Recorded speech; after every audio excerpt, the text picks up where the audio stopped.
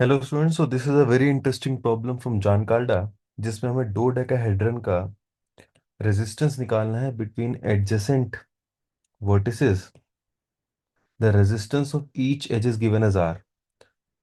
So dodecahedron has 12 pentagon faces. There are 30 edges and 20 vertices. आप इस video को pause कर लीजिए and try to attempt this question and let us proceed to the solution. Now before we start the solution, this question can be understood better अगर आपने यूरोडोव का 3.153 attempt किया है. आपकी मेमोरी रिफ्रेश करने के लिए I should tell that this is the question on the infinite square grid, जहां पे हमें using the superposition principle adjacent nodes के बीच में रेजिस्टेंस निकालना था. The difference between that problem and this problem is कि यहाँ पे इनफाइनाइट ग्रिड ना देके एक फाइनाइट सा आपको सर्किट दिया होगा, बट स्टिल हम सुपरपोजिशन का ही एक प्रिंसिपल अप्लाई करेंगे. देखिए, दो डेकाहेड्रन के मान लीजिए मैंने क्या करा है, हर एक वर्टेक्स को एक ऑरेंज लाइन से रिप्रेजेंट किया है. मान लीजिए मैं इस वर्टेक्स से एक आई करंट एंटर करता हूं. This is my first picture. मैंने कोई बैटरी लगाई होगी. Let's say as a next step मैं किसी दूसरे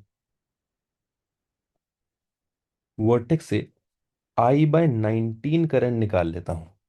ऑब्वियसली अभी जो मैंने बैटरी लगाई होगी वो इस सिचुएशन में जो बैटरी लगाई है उसका 1/19 ईएमएफ की होगी. इसी प्रकार से मैं हर एक टर्मिनल से हर एक टर्मिनल से एक्सेप्ट ये वाला टर्मिनल मैं I/19 करंट निकाल दूंगा. ऐसी मेरे पास फाइनली ऑब्वियसली टोटल 20 पिक्चर्स बनेंगी. और अगर मैं 20 पिक्चर्स को, इन सारी की सारी 20 पिक्चर्स को अगर मैं ऐड करूं तो मुझे क्या मिलेगा? मुझे ये मिलेगा कि आई करंट यहां से एंटर हो रहा होगा और हर एक आर्म से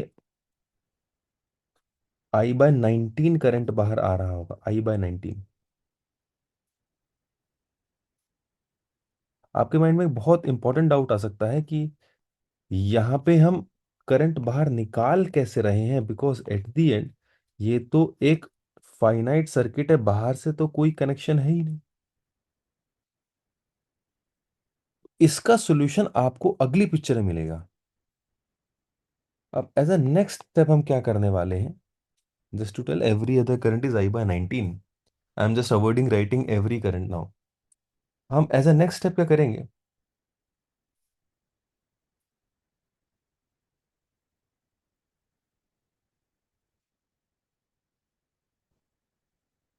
हम इस आर्म से मान लीजिए आई करंट निकालेंगे. एंड इसी प्रकार से कई सारी और डायग्राम्स हम बनाएंगे और बाकी सब डायग्राम्स में what we will do is, जैसे मैं अगर आपको एक बना के दिखा दूं,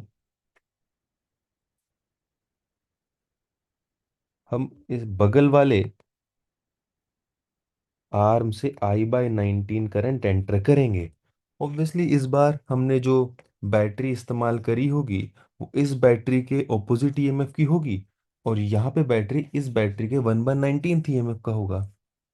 जब हम इन दोनों पिक्चर्स को ऐड करेंगे और कई सारी पिक्चर्स जो बनेंगी अपनी 19 वर्टिसेस एक्सेप्ट दिस वन, जो कि टोटल 20 है, तो हमें दिखाई देगा कि यहाँ पे हर जगह से I/19 करंट आ रहा होगा अंदर की तरफ. हर आर्म में सेम करंट I/19 ही एंटर कर रहा होगा. हमने बस करंट्स बनाए हैं, बैटरीज कैसी होंगी उनकी चिंता अभी करी नहीं है. बट थोड़ा सा आइडिया है कि अगर 1/19 करंट आया है तो नॉर्मल बैटरी के मुकाबले 1/19 ही ईएमएफ रहा होगा.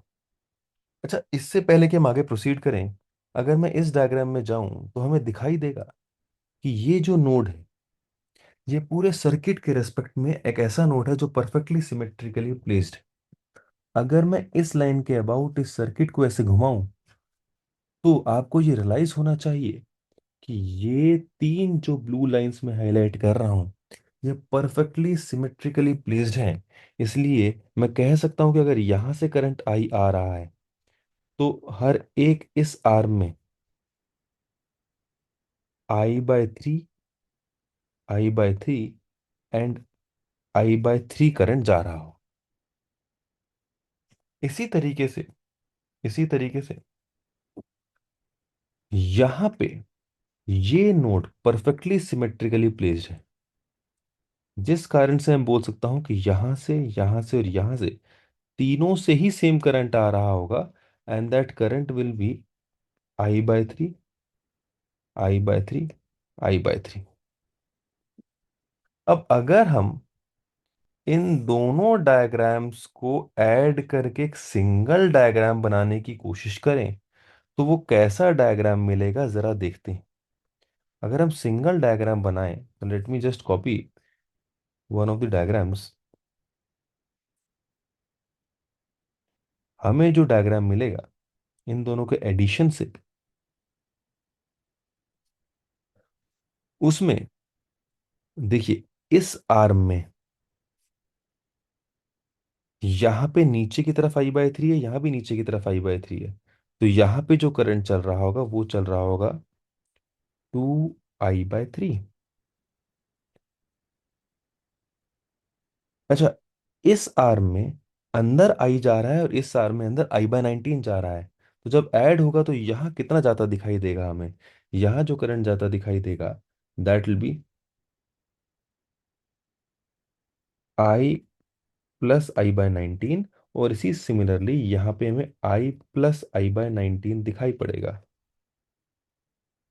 अगर मैं बाकी सारे टर्मिनल्स को देखूं, लेट्स से अगर मैं इस टर्मिनल्स को देखूं तो आपको दिखना चाहिए कि ये वाले और यहाँ वाले करंट्स ऑपोजिट है, इक्वल मैग्नीट्यूड्स के, तो ये तो कैंसिल हो जाएंगे। सिमिलरली अगर मैं इसको देखूं तो यहाँ पे भी I/19 का ऑपोजिट डायरेक्शन में करंट कैंसिल हो जाएगा। इसीलिए इसीलिए except this and this arm, मुझे किसी भी आर्म पे मैं देखूंगा तो मुझे नेट करंट जीरो ही दिखाई पड़ेगा। देयरफॉर हमें यहाँ पे करंट मैंने भले ही बाहर निकाला था बट एंटर भी कराने की वजह से मैंने किसी प्रकार का कोई भी ऐसा स्टेप नहीं लिया जिससे ये सर्किट को मैं ना बोल पाऊं कि एक आइसोलेटेड एक फाइनाइट सर्किट है। फाइनली ये फाइनाइट ही मुझे दिखाई दे रहा है। To give an example, 0 can always be said as 2 added with -2. 2 and -2 might appear to be two distinct non-zero numbers, but while adding them, they give 0 only. अब अगर मैं I+I/19 की वैल्यू लिखूं तो ये वैल्यू होगी आपकी 20I/19। तो 20I/19 एंटर हो रहा होगा, 20I/19 निकल भी रहा होगा। अच्छा, बैटरी हमने कितनी लगाई होगी इस सर्किट में वो निकालना बहुत आसान है। अगर आप इस आर्म को देखें तो इस आर्म में करंट चल रहा है 2I/3। तो जो बैटरी का वोल्टेज होगा, जो बैटरी का वोल्टेज रहा होगा या सोर्स का वोल्टेज रहा होगा, that would be simply this current multiplied by the resistance, यानी 2I/3 into are, 2I/3 into are.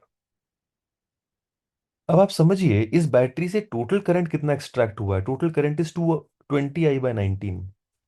तो क्या मैं इसको